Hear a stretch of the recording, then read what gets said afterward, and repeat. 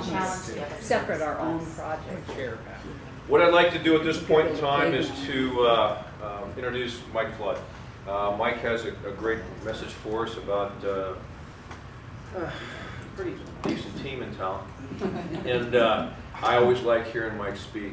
Just a little bit of background. Many of you know Mike, so I won't go into too much depth. But Mike had a very distinguished career in the Coast Guard for many years. I think he's 20, wasn't he?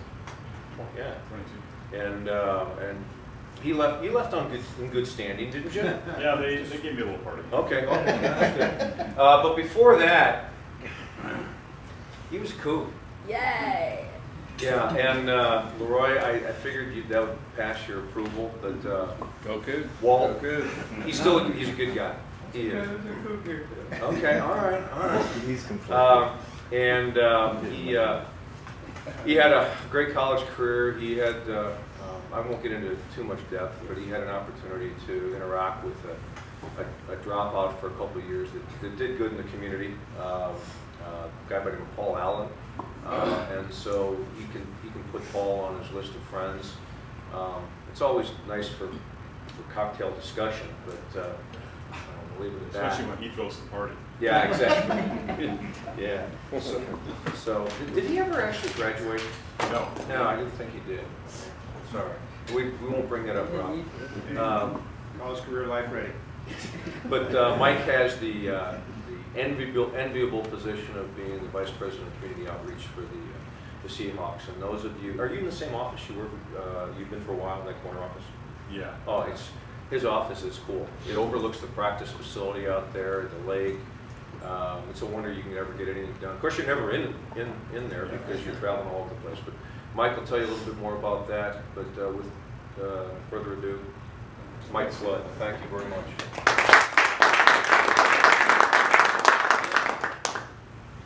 Yeah, and Compass is a special place for us because my wife worked there for over 10 years, and she was in there last week doing a project for Terry.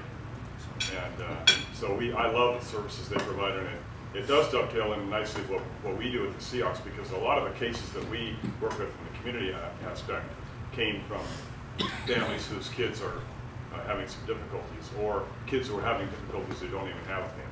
So a lot of the things that we do and what the players are about now in terms of equity, justice, and opportunity come from that same mode of thinking, and I know that's what Encompass is all about. And I know that and $10,000 is a level where you do get some recognition too, so I hope that works out for you guys.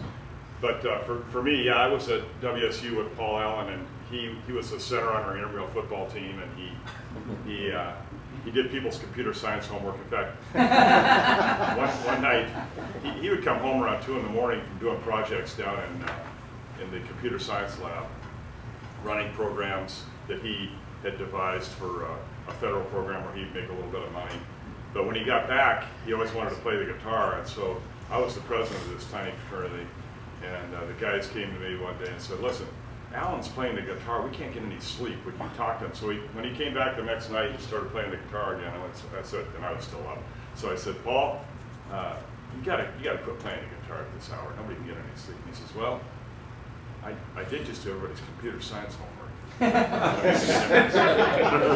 so I talked to the guys. They said, "Yeah, let him play." So he's a darn good guitar player now. And I was at a party with him and David Crosby of Crosby, Stills and Nash was there. We were in the swimming pool. I wasn't going to bother the guy, but he knew that I knew him, knew Paul. So he came over and said, "You know, there's a 10,000 hour rule." I said, "What's that?" He said, "If somebody's done something for 10,000 hours, they can be pretty darn good at it if they really put their mind to it." And he says, "Paul Allen is a 10,000 hour guitar player," and he really is pretty good. So he got to play with Crosby, and Julian Lennon was there that night, Joe Walsh, and all these other guys were at this party. So Paul does know some musicians now, and despite his ignoring our advice and leaving college early, he's done okay. He's done okay. So when I worked on a project to rebuild that fraternity for him, I was the project manager for that while I was still flying airplanes for the U.S. Coast Guard. And when I got done with that project, it took years of my leave time to get that done. And then he was just thinking about buying the Seahawks. So he said, "You want to work on the campaign for a new stadium, go around the state and debate our opponents about what it would mean to keep the team here." And so I worked on that. We won that vote 51-49. It was pretty darn close. And nobody in the state legislature, Paul, wanted to deal with this issue because they had just approved the Mariners ballpark a couple of years before that in a county vote that barely lost the next day when the absentee ballots came in. So the state legislature didn't want to even talk about another stadium. And he said, listen, it won't be a property tax, it won't be a sales tax, it'll be a tax on people who go to games or events down there, park down there, a football lottery game, and a 1% tax from 2012 to 2020 on people that already existed, on people who stay in King County hotel rooms. So that's the only way a person would have paid for it. But nonetheless, the team wasn't very popular back then. The Berrien ownership wasn't really seen as a great community asset, and so the vote was narrow. I think if we had that vote today, it'd be a lot more in our favor because we've made a real impact in the community. But for Paul, he told me, I want this team to be a force on and off the field. So what I'm going to talk about today is that. So Can you use the mouse as a clicker? okay. Have you got the video up there? Is it in You know, there? I didn't see the link right Okay. now, and so I'm gonna look for Right. that. I've got it on my computer.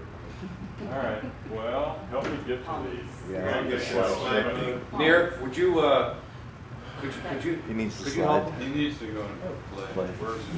Yeah, I'd send Walt, except Walt only does things with fruit on it. Yeah. Well, Apples and things like that. Certainly not. Yeah. Just hit the right button.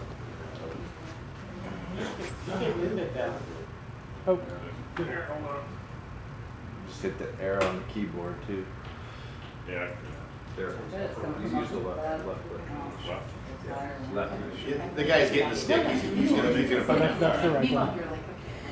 There we go. Slide. Okay.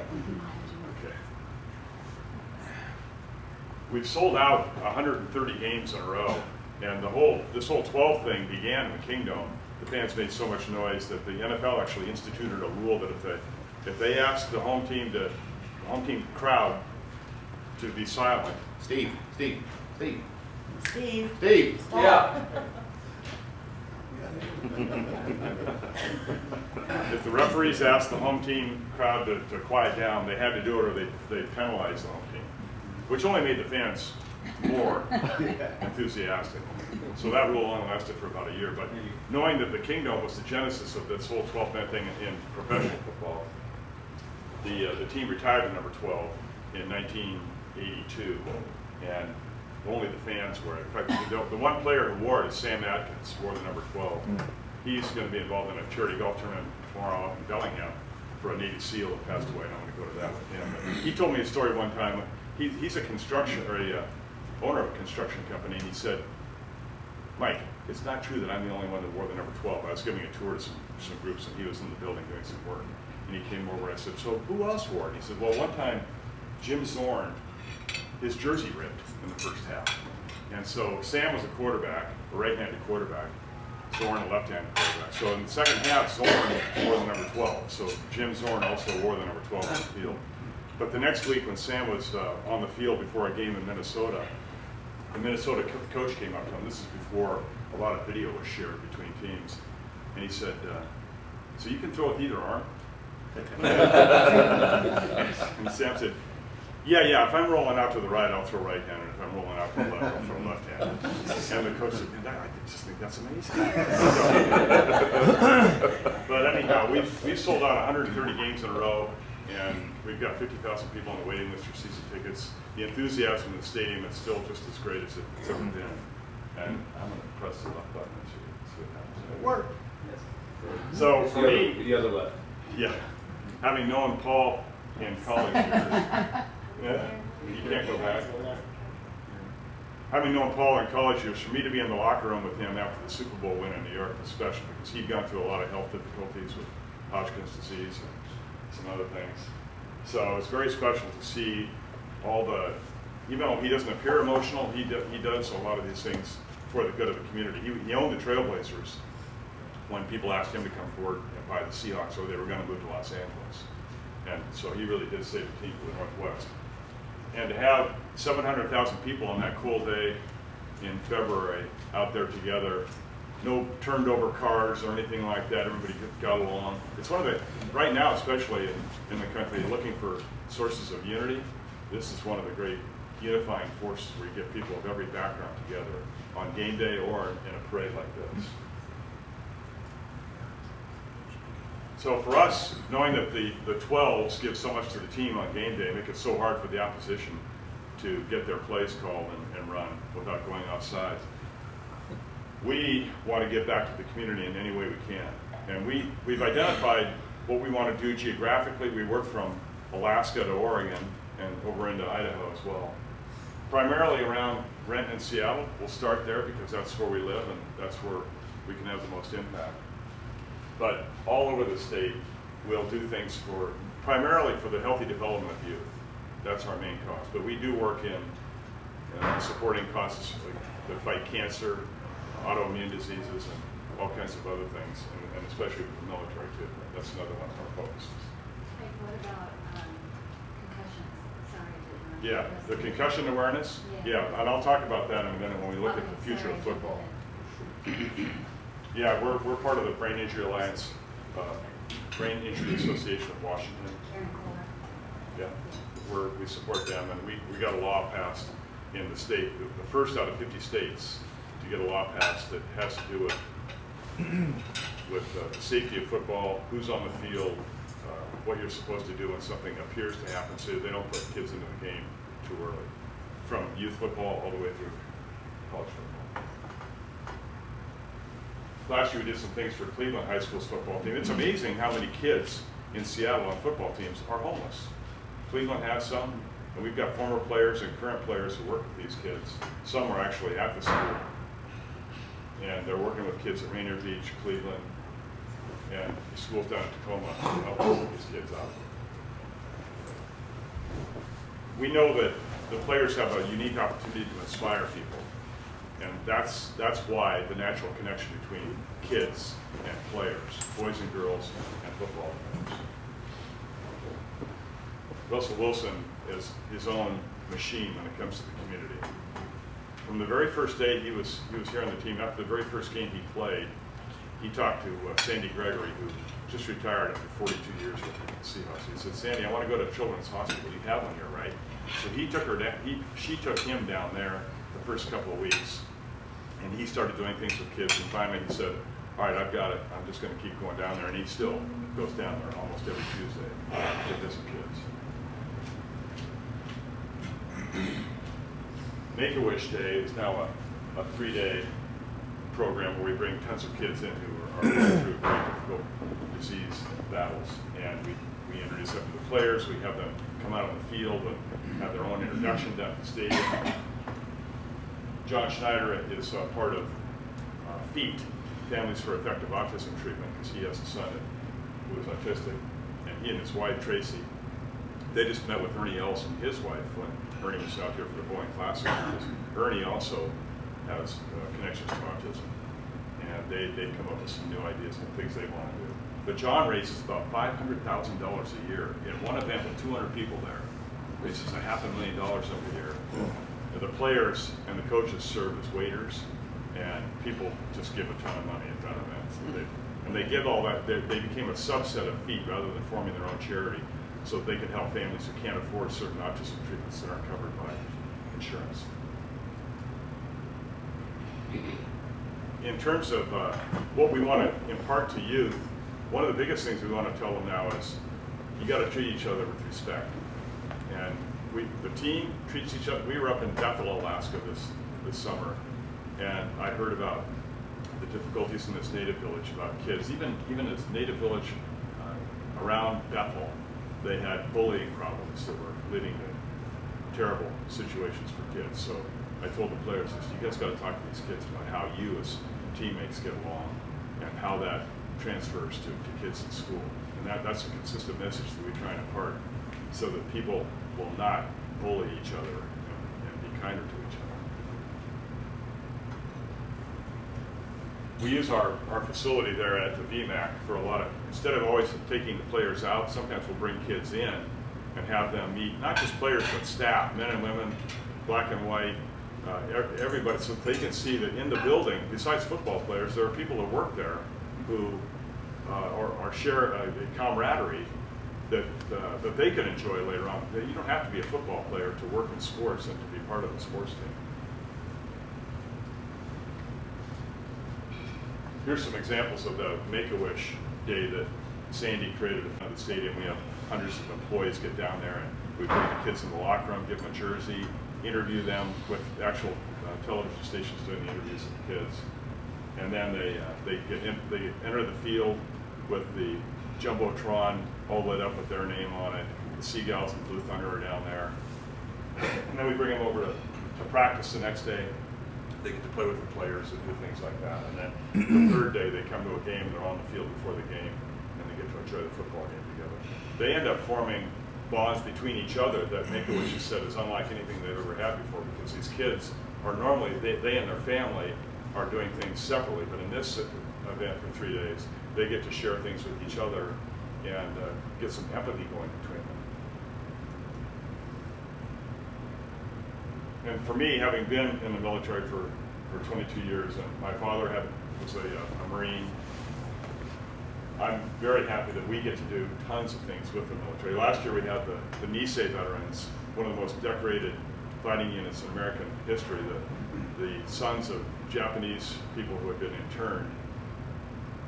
There's still a ton of them here in the city, 90 to 100 years old, who we got to honor at halftime and let the fans salute them, tell their story a bit about the fans salute them. We also visited, we as a staff went down and visited the Nisei Museum down at 12th and Jackson. Mike, you had a couple of years ago, I mean to interrupt, but you had a couple of years ago, you had the Segs for Vets down there. You were doing a halftime for their. Yeah, the previous year was one of my Segs board for members Vets. is a Vietnam vet, double amputee. He was down there getting awarded a Seg. So. One of your board members? Yeah, Mike Hodge. He was down there during the time. Yeah, So. a young man that works for me who was hurt in Iraq, he really runs the military programs now. He's on the board of Segs for Vets. Yeah. Because he needed a Seg when he came back after an IED explosion. So was Mike. So anyway, it was pretty special to see him down there and what you guys did for. I had that. I used to have that image in there until I put the Nisei guys in there. But the Segs for Vets program, it's interesting in the whole anthem thing. That day we had Segs for Vets. Those guys, they actually came on Sunday and got their Segs and got trained on how to use them. Yep. And then I think the game was on Monday night. So they've got Segs and ally machines. He got an ally machine, which is like a Segway, except it's a little bit different because if you've lost both your legs, right, you need a different machine, right? Yeah. So we bought a dozen of these things for these guys, and then before the game, they met the players, and the players then stood arm in arm with them during I the have game. pictures. It was pretty special. His sister works at Safeway. She still talks about it. Yep, pretty special. I've heard her in line and this summer talking about it. I'm glad you brought that one up. That was a great moment, and a big one for Armando, who is the young man who runs these things now for us.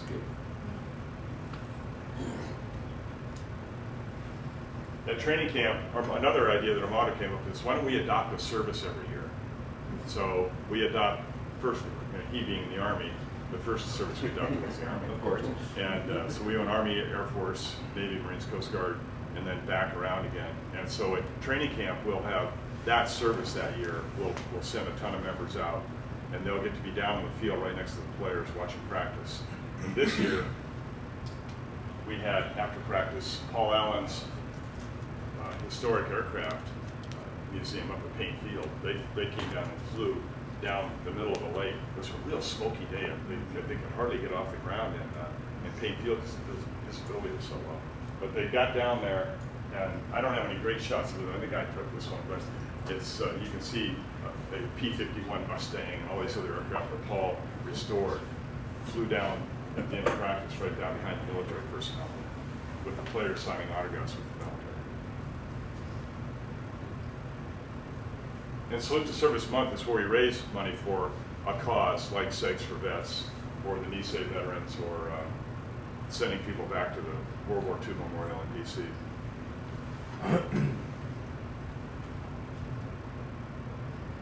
And then in the youth football realm, the future of football depends on whether the game can be played safely or not. It's got no sport is going to be completely safe, whether it's women's soccer or men's football or tons of other things. But if you get your head out of the tackle, you're going to save concussion problems big time. And that's what we're working on. USA Football is an organization that is funded with NFL money, and we, the team in USA Football, have programs all over the state that teach kids how to play football safely. In fact, one of the best ways you can do that is just to play NFL flag football as a youth until you're in the high school years and avoid concussions that way, which is what I did. I played flag until 9th grade. So we're expanding flag, and we're trying to get more women to play flag football too. And it's working out well because then they understand the game more than they would if they'd never played it before.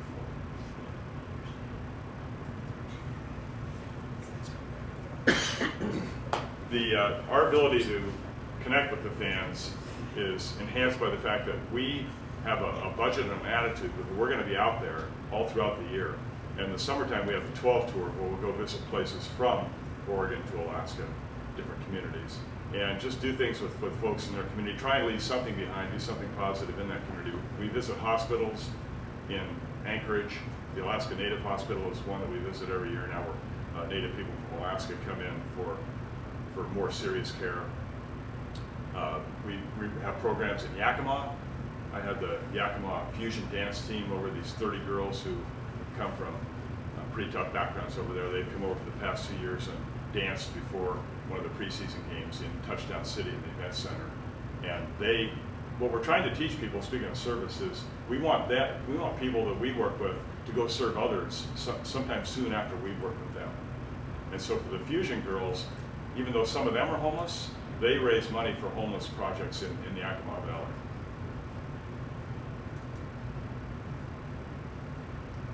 The NFL gives us grants that we're able to redeploy throughout the community. And we use everybody on the staff, all the 170 people at the Seahawks, for those that have some discretion, we let the people in the building help us decide what we should do with those grants and what areas we should give them.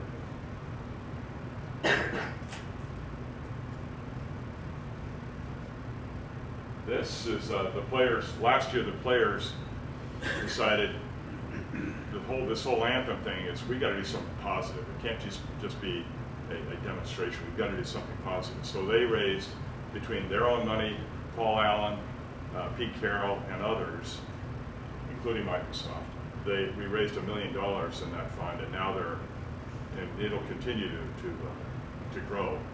But we and the players get together and decide. And the fund is administered out of the Seattle Foundation to make sure that it's got a good footing and it's well thought out. Because the Seattle Foundation, if you ask them who's the best in a certain area, they can tell you. They study these things. So now the players, and especially Doug Baldwin, work with the Seattle Foundation, and they look at causes that they might support to give kids a better chance at success, kids who might not have had that opportunity otherwise. And Doug, on his own, decided that there was an area of Renton that badly needed a community center. So he led the effort, and is still leading the effort, to build that center with his money and his appearances to raise money. The county is part of this. The county has donated some money. The city of Renton, Mayor Law, part of this effort. And for Doug, having grown up outside of Pensacola, Florida, the Salvation Army Community Center was where he got a lot of his ideas about what it meant to be a teammate, how people can unite to succeed in a community. He wants that same effort to be part of the Cascade Benton area of Renton. And one of the most special things about the Seahawks is that we have fans and booster clubs, 50 chapters around the world now, of course mostly in the US. I was at their meeting last night where they said we now have a chapter in France. We have over 1,000 members in Germany, 600 in the UK, and now a new chapter in France. We have a chapter in Mexico. But mostly around the country, what they get together, unite, and do things in their community so they're effective and a force, not just on game day, but throughout the year. And to me, that's magnifying your ability to really help your community. And that's different than what a lot of other teams have got in their booster clubs. They get together maybe on game day in a bar, but our folks are getting together throughout the year and doing things in their community.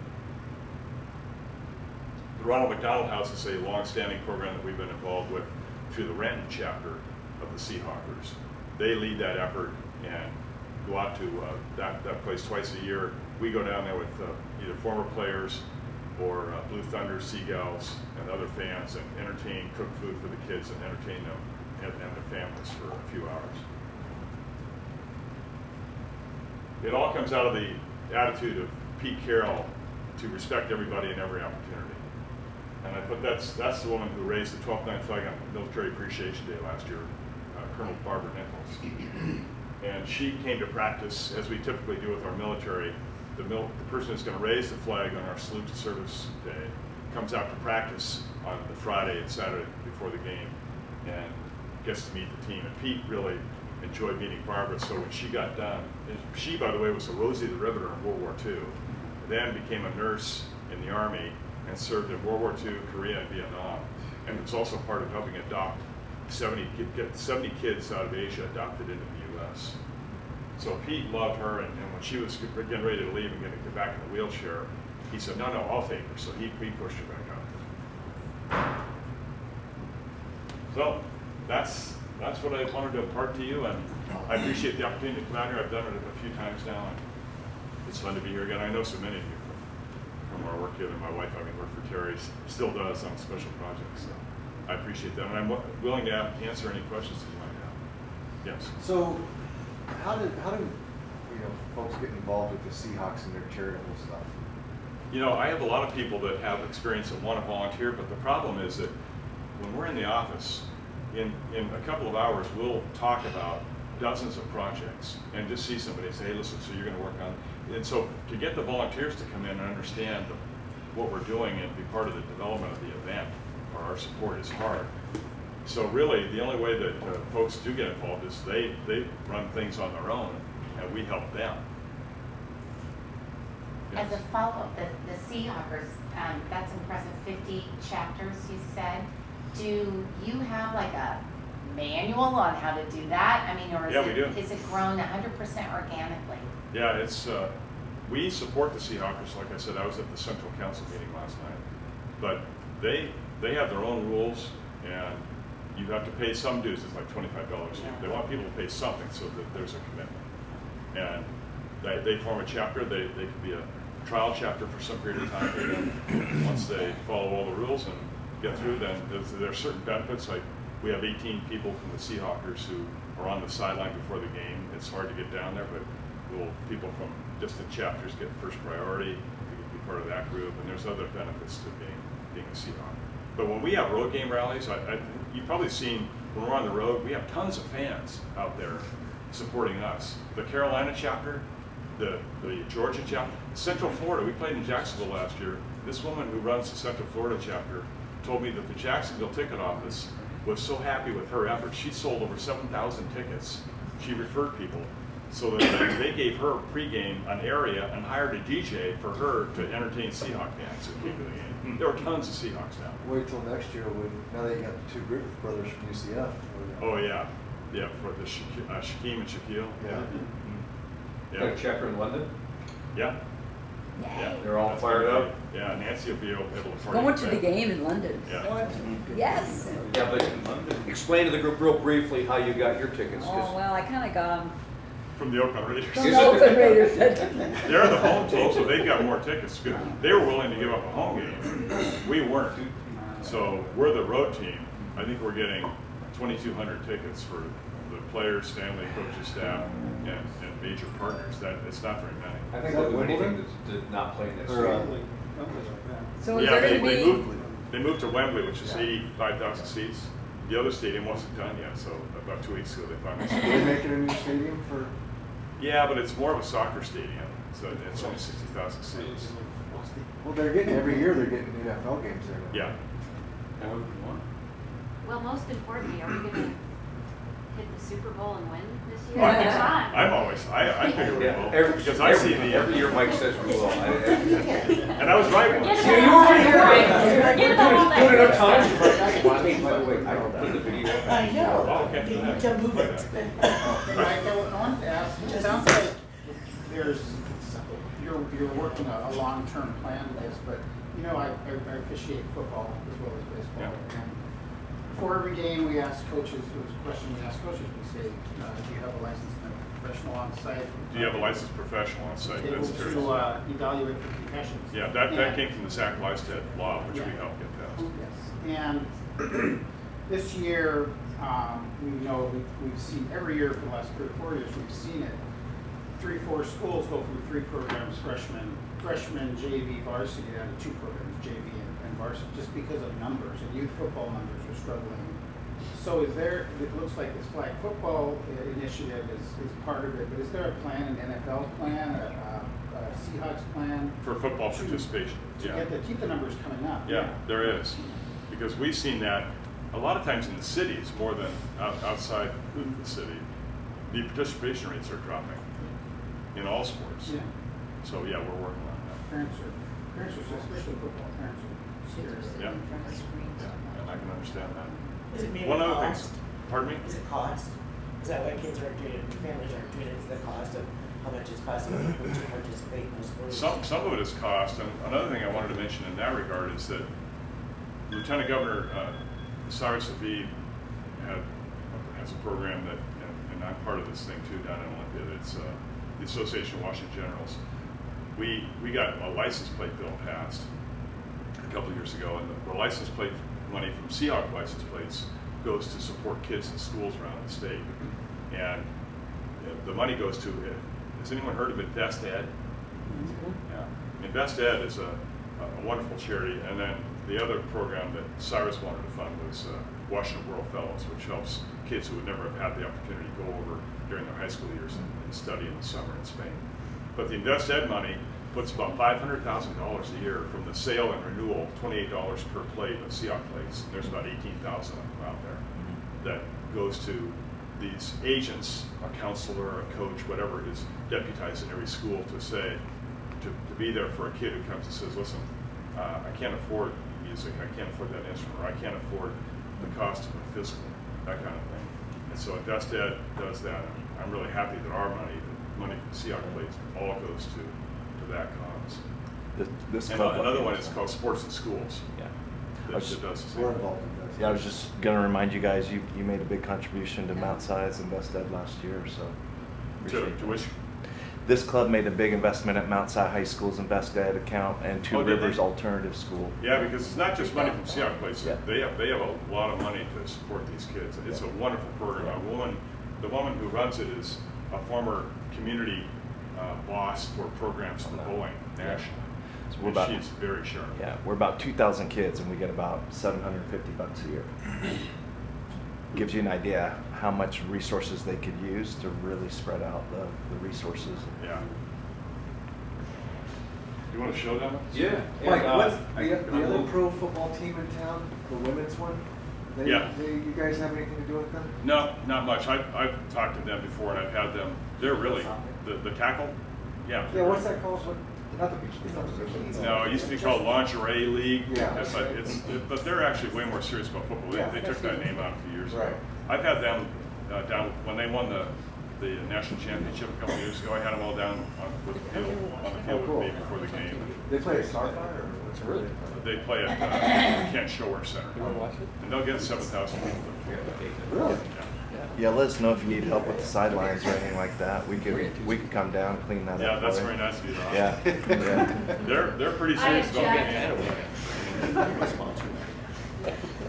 Well, are there any others? I'm concerned a little bit about the quality of sound. Good.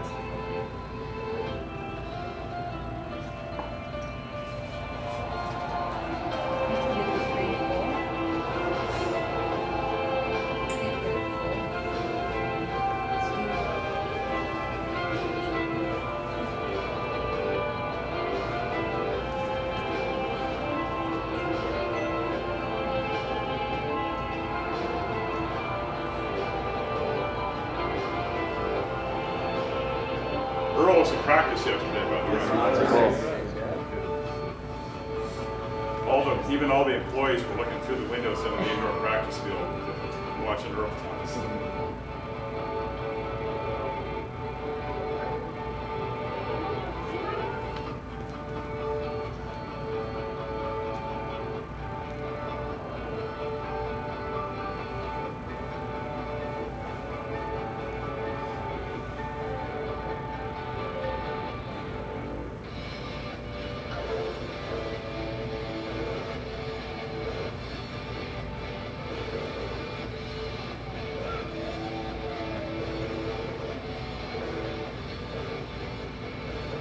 was Alfie Alvarado Ramos from the Washington Department of Veterans Affairs.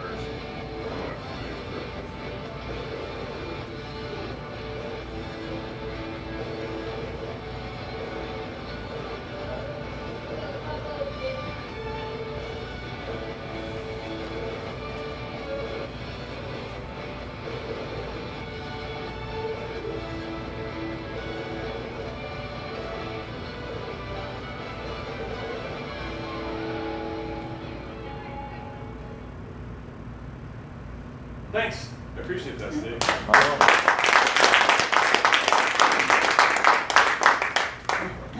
we can have a raffle really quick. A raffle? Ooh, yes. Hey, George, could you pass out tickets? Yeah. All right, let's do this. All right, you got them, call it. Oh, I got it. Yeah. Thanks, George. Hey, Mike, while you're doing that, we're kind of geocentric in how we see things, so I'm just curious as we stack up to other football cities and our community engagement and emphasis on youth health and all that, how do we stack up to other cities? I don't really know the answer to that, but I don't think that anybody's outreach beats our outreach. And I don't think anybody's stadium fervor beats ours either.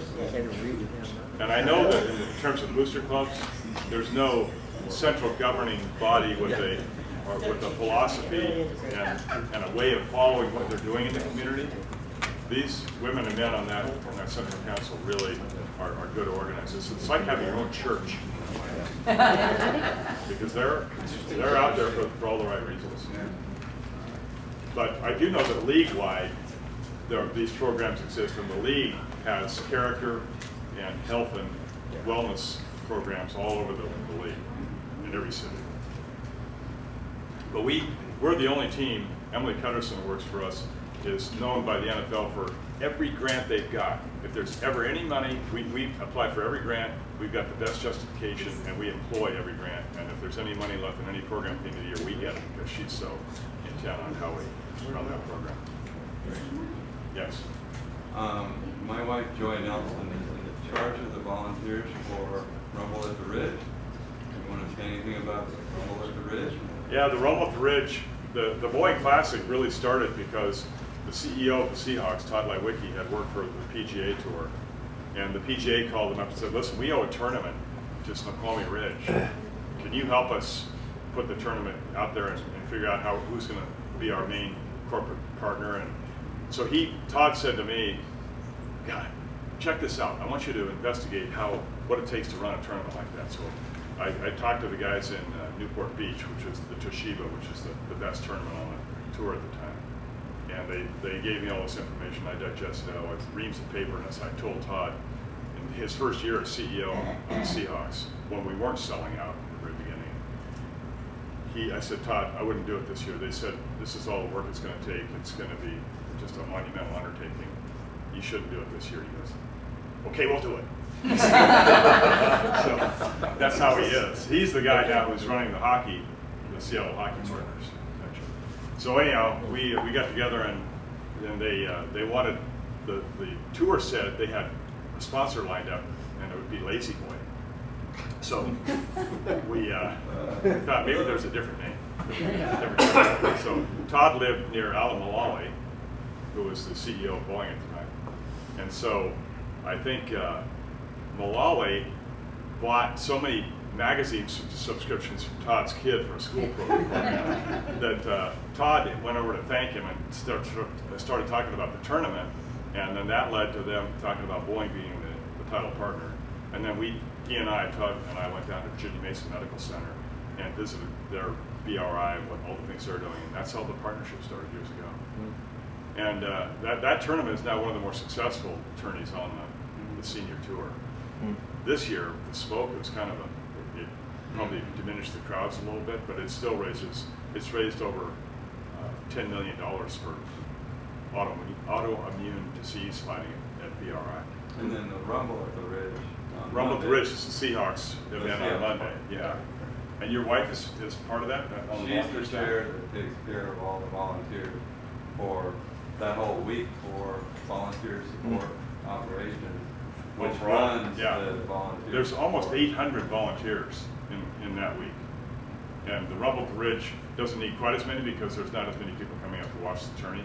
But we raise money for BRI and also for Pete Carroll's anti-gang program in Seattle called the Better Seattle. That's what we raise our money for. There you go. There are the tickets. No, in the I know, but I need somebody to come up here and help me read. You're looking at me. Well, you can't read those. No. Mike, are you a valley guy? You live in the valley? Yeah, I live in Wood River, pretty close to He's got one of the best electric providers around, so. Yeah. In fact, I was a candidate to be on the board of Tanner Electric at one point. You need one more thing to do. Yeah, okay, the first thing I'm going to give away is just a simple a thing that I found when Sandy retired the other day. I found this trading card. Oh my gosh, I got this.